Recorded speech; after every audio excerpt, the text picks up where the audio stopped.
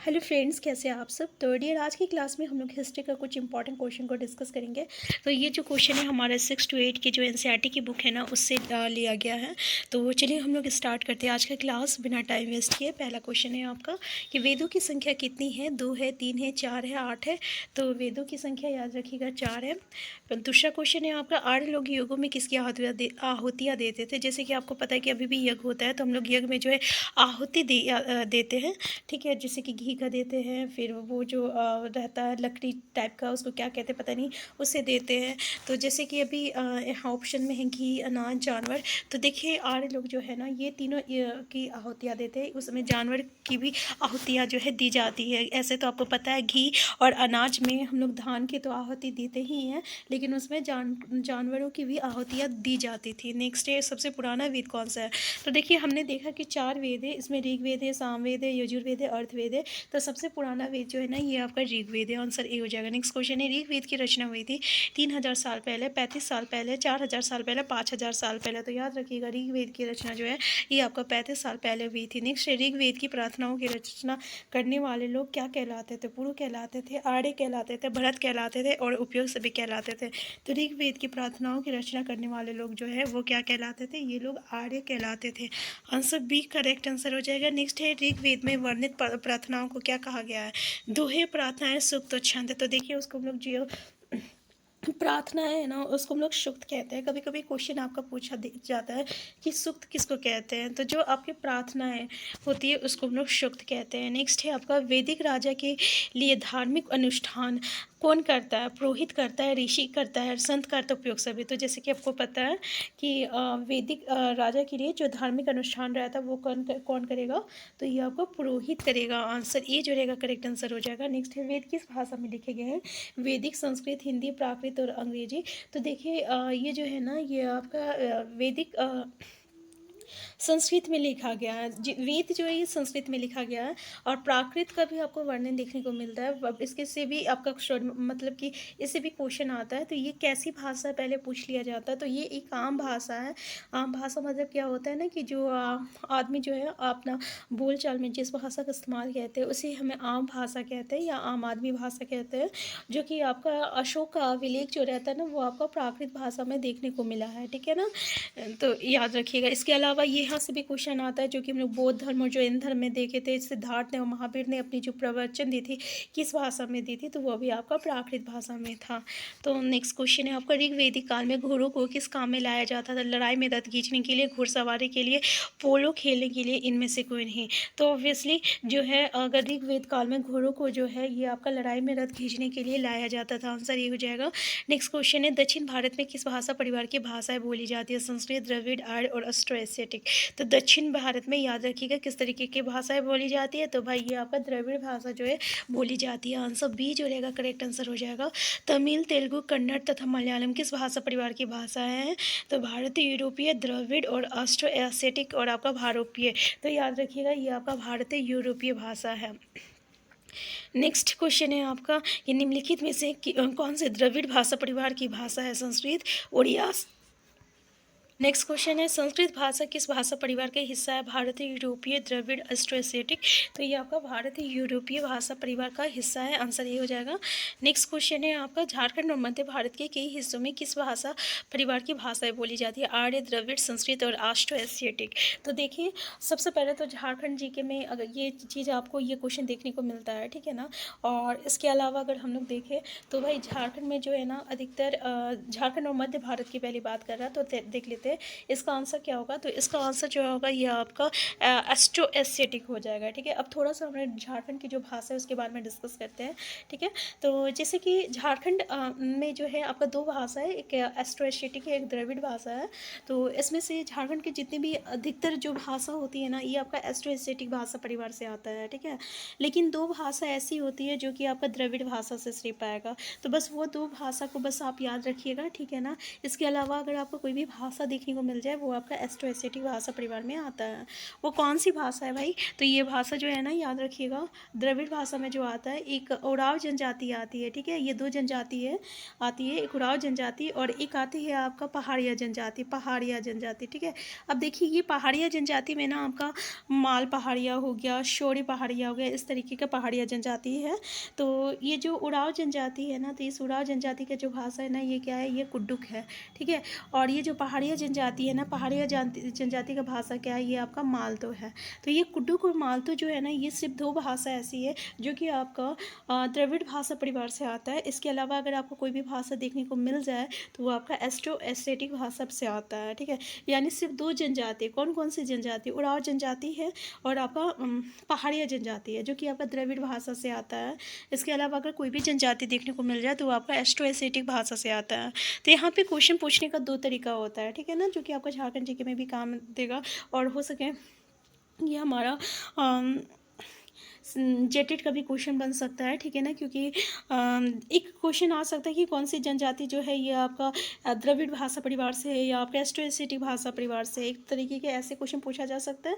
या दूसरे तरीके से अगर हम लोग देखें तो कि कौन सा भाषा जो है आपका द्रविड़ भाषा परिवार से आएगा या आपका एस्ट्रो एसिटिक भाषा परिवार से आएगा। तो इससे जो है ना, इस छोटी सी कॉन्सेप्ट से जो है ना, हमारा इस तरीके का दो क्वेश्चन जो है मतलब कि क्लियर हो जाएगा। तो बस आप एक वर्ड याद रखिएगा, उपद। उपद मतलब क्या हो गया? ऊ मतलब उड़ाव हो गया, प मतलब पहाड़िया हो गया, द मतलब द्रविड़ हो गया। मतलब ये जो उड़ाव जनजाति है, जो पहाड़िया जनजाति है, ये सिर्फ द्रविड़ भाषा परिवार में आएगा। इसके अलावा अगर आपको कोई भी जनजाति देखने को मिल जाए भाई, आप आँख बंद करके बस एस्ट्रो एशियाटिक में लगा दीजिएगा, ठीक है। अब जैसे कि उड़ाव जनजाति का तो भाषा है आपका कुड्डुक है और पहाड़िया जनजाति का भाषा मालतो है। बस कुड्डुक और मालतो कम को याद रखिएगा, कुड्डुक और मालतो ये जो है ये आपका द्रविड़ भाषा परिवार से आएगा। इसके अलावा अगर कोई भी भाषा देखने को मिल जाए तो वो आपका एस्ट्रो एशियाटिक भाषा परिवार से आएगा, ठीक है। तो ये था आंसर डी, इसका करेक्ट आंसर हो जाएगा। नेक्स्ट क्वेश्चन है, ऋग्वेद में किस ऋषि के सतलुज और व्यास नदियों के साथ वार्तालाप का वर्णन मिला है? विश्वामित्र, द्रोणाचार्य, दधीची और मातंग। इसका आंसर क्या हो जाएगा? तो देखिए इसका आंसर हो जाएगा, आपका आंसर ए हो जाएगा। विश्वामित्र जो है ये आपका ऋषि थे और ये आपका सतलुज और व्यास नदी के साथ जो है वार्तालाप करते हुए हमें ऋग्वेद में दिखाया गया है। नेक्स्ट है, चरक ने कौन सी पुस्तक लिखी? चरक दर्शन, चरक संहिता, चरकांक और आपका उपयोग सभी। तो भाई चरक ने चरक संहिता लिखी है, आंसर बी हो जाएगा। नेक्स्ट, ऋग्वेद में किन दो नदियों की देवी रूप में प्रस्तुत किया गया? गंगा, यमुना, सतलुज, ब्यास और आपका रावी, चेनाब और झेलम, सिंधु। तो वो कौन सी दो नदी थी? तो ये आपका सतलुज और ब्यास थी, आंसर बी हो जाएगा। नेक्स्ट क्वेश्चन है, चरक आज से लगभग कितने साल पहले हुए थे? 25 साल पहले, 2000 साल पहले, 2200 साल पहले या इनमें से कोई नहीं? तो याद रखिएगा आंसर हो जाएगा 2000 साल पहले। चरक जो है आज से 2000 साल पहले जो है हुए थे। नेक्स्ट है, ऋग्वेद में किन दो समूहों का व्यंग्यीकरण काम के आधार पर किया जाता है? राजा और पुरोहित, वैश्य और शूद्र, किसान, पशुपालक, शिल्पकार और चित्रकार। अगर हम लोग देखें तो पुरोहित और राजा का जो व्यंग्यीकरण है ना, ये उनके नाम पे किया गया है। जैसे कि राजा क्या हुआ, वो लोगों का रक्षा करेगा, ठीक है ना, और जो भी युद्ध होता है ये राजा लोग लड़ता है, और पुरोहित जो रहता है ये यज्ञ और अनुष्ठान करता है। तो ये जो दो व्यंग्यीकरण है ना, इनका जो समूह जो है ना, इनका व्यंग्यीकरण जो है ना, ये इनके काम के आधार पे किया गया है।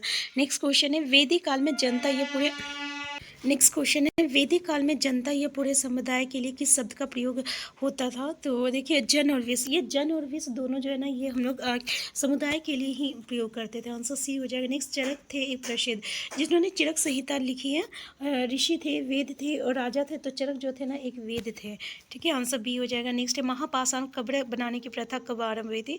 2000 साल पहले, 2500 साल पहले, 3000 साल पहले या 3500 साल पहले?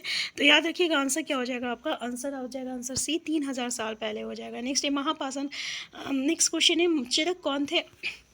ये हो चुका है, ये एक महान वेद थे। नेक्स्ट है, वेद काल में जनता या पूरे समुदाय को क्या पुकारा जाता था? दस्यु या दास, जन तथा विष, सूक्त और इनमें से कोई नहीं? तो अभी हम लोग देखे थे आंसर बी, इसका करेक्ट आंसर हो जाएगा जन या विष। तो इसको दो तरीके मतलब कि अलग अलग तरीके से एक क्वेश्चन को पूछा जा सकता है, इसलिए जो है तो याद रखिएगा जन और विष जो रहता है ये समुदाय या जनता के लिए जो है हम लोग ये वर्ड का इस्तेमाल करते हैं। नेक्स्ट है, चरक संहिता। नेक्स्ट क्वेश्चन है आपका कि चरक ने मनुष्य के शरीर में कितनी हड्डियों का वर्णन किया है? तो देखिए 206, 360, 500, 600। देखिए ये जो है चैप्टर में दिया हुआ है, तो याद रखिएगा चरक ने 206 कहा था, जबकि अभी आधुनिक जो विज्ञान है उसके अनुसार कितना है, तो उसके अनुसार थोड़ा-सा मिस्टेक हो गया बोलने में। चरक ने कहा था 360 है, लेकिन जो आधुनिक विज्ञान है उन्होंने कहा है 206 है, ठीक है? थोड़ा-सा मतलब कि अम हम देखिए चरक ने क्या कहा है कि उसमें मनुष्य की जो हड्डियां हैं कितना है 360 है, लेकिन अभी आधुनिक विज्ञान में के अनुसार कितना है तो 206 है, ठीक है? सॉरी, थोड़ा सा मिस्टेक हो गया बोलने में। नेक्स्ट है ऋग्वेदिक पुरोहित का कार्य क्या क्या कार्य था? यज्ञ तथा अनुष्ठान करना, समाज में व्यवस्था स्थापित करना, मृतकों, तो भाई मृतकों को दफनाना ये इसका काम नहीं है, व्यवस्था स्थापित करना ये भी इसका काम नहीं है, इसका तो काम सिर्फ यज्ञ और अनुष्ठान करना है। नेक्स्ट है आधुनिक शरीर रचना में विज्ञान, तो देखिए ये क्वेश्चन आ चुका है, अभी हम लोग डिस्कस किए थे, 206 थे, ठीक है? नेक्स्ट क्वेश्चन है ऋग्वेद की भाषा क्या है? हिंदी है, पाक या वैदिक संस्कृत है, तमिल है? तो भाई ये हम लोग पहले ही देख चुके हैं कि वेद की जो भाषा है ना ये आपका वैदिक संस्कृत है। जब वेद की भाषा वैदिक संस्कृत है तो ऋग्वेद की भाषा क्या हो जाएगी आपका वैदिक संस्कृत हो जाएगी। नेक्स्ट है चीन में लेखन कला के सबसे पुराने उदाहरण कब के हैं? 2000 साल पहले, 2500 साल पहले? तो जैसे कि आंसर आपको पता है 3500 साल पहले जो है ये आपका चीन में लेखन कला के सबसे पुराने उदाहरण है। नेक्स्ट है निम्न में से कौन ऋग्वेद में वर्णित देवता नहीं है? अग्नि, इंद्र, सोम, तो इन तीनों का जिक्र किया गया, लेकिन ये मूषक का जिक्र नहीं किया। देखिए ये याद रखिएगा, इंपॉर्टेंट है, क्वेश्चन आता है आपका, ये कॉम्पिटिशन पॉइंट ऑफ व्यू से भी इंपॉर्टेंट है कि ऋग्वेद में कौन से वर्णित देवता है? तो अग्नि है, इंद्र है और सोम है। नेक्स्ट है ऋग्वेद की कागज पर छपाई करने का कार्य पूरा कब किया गया? 150 साल पहले, 500, 600, 700? तो भाई ये आपका आंसर ए हो जाएगा, 150 साल पहले हो जाएगा, ठीक है? नेक्स्ट क्वेश्चन है ऋग्वेद की कागज पर छपाई करने का कार्य पूरा किया गया, सॉरी। नेक्स्ट है आपका कि निम्न में से कौन ऋग्वेद में वर्णित देवता है? गार्गी, इंद्र और आपका इंद्र, मूषक और इनमें से कोई नहीं। तो देखिए गार्गी जो है ना, सॉरी, ये जो थी ये स्त्री एक विद्वान थी, जैसे कि उस समय जो था आपका जो ये होते था ना, देखिए ये जो एक महान मतलब कि विद्वान थी, एक औरत थी, तो उसमें औरत को और जो गरीब लोग थे ना उसे वेदों की पढ़ने की अनुमति नहीं थी। सिर्फ जो राजा थे और जो आपके मतलब कि पुरोहित जो राजा थे और मतलब जो पुरोहित लोग थे बस उन्हें ही जो है पढ़ने की अनुमति थी। तो उसमें से गार्गी का भी नाम आता है कि इसे भी जो है आपका अनुमति था। तो ये तो नहीं है, ठीक है? मूषक भी नहीं है। आंसर बी हम लोग देखें, 3 देवता को वहाँ पे जिक्र है, उसमें इंद्र है, सोम है और कौन है? तो इससे पहले अभी हम लोग डिस्कस किए थे, इंद्र, सोम और आपका अग्नि है, ठीक है? तो ये 3 देवता थे। तो मूषक याद रखिएगा, मूषक नहीं है। गार्गी के बारे में देख चुके कि गार्गी कौन है, ठीक है? तो गार्गी को भी याद रखिएगा क्योंकि यहाँ से भी आपका गार्गी से भी आपको क्वेश्चन देखने को मिलता है, ठीक है? तो आज का क्लास यहीं तक था। नेक्स्ट क्लास में से आगे हम लोग नेक्स्ट चैप्टर का डिस्कशन करेंगे और भी ऐसे इंपॉर्टेंट क्वेश्चन लेके आएंगे। तो चैनल में नए हैं, चैनल को सब्सक्राइब कर लीजिएगा। वीडियो हेल्पफुल होगा तो लाइक शेयर करना मत भूलिएगा। Thank you.